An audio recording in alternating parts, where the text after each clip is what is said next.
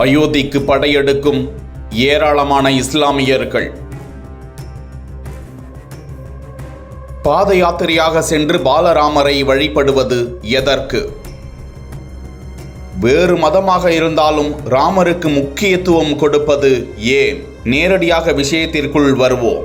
RSS அமைப்பின் பின்னணியில் இருக்கும் முஸ்லிம் ராஷ்டிரிய மஞ்ச் அமைப்பை சேர்ந்தவர்கள் என கூறப்படும் இஸ்லாமிய மதத்தை சேர்ந்த பெண்கள், ஆண்கள் உள்ளிட்ட 350 பேர் அந்த அமைப்பிலிருந்து தேர்வு செய்யப்பட்டு கடந்த மாதம் 25ஆம் தேதி லக்னோவில் இருந்து பாத யாத்திரையாக அயோத்திக்கு சென்று பாலராமரை தரிசிப்பது என முடிவு செய்தனர். 25 கிலோமீட்டர் வரை நடக்கும் அவர்கள் அவர்களது அமைப்பை சேர்ந்தவர்களின் பாதுகாப்போடு ஓரிடத்தில் தங்கிவிடுவார்கள். மீண்டும் காலையில் எழுந்து பாத யாத்திரையை தொடங்கும் அவர்கள் 150 கிலோமீட்டர் தொலைவை 6 நாட்களில் கடந்து அயோத்தியை அடைந்திருக்கிறார்கள்.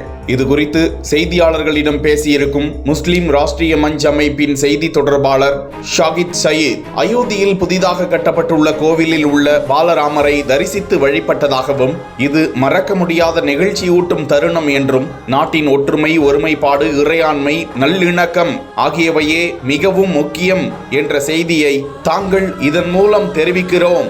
பகவான் ராமர் நமது முன்னோர், நம் அனைவருக்குமே அவர் முன்னோர்.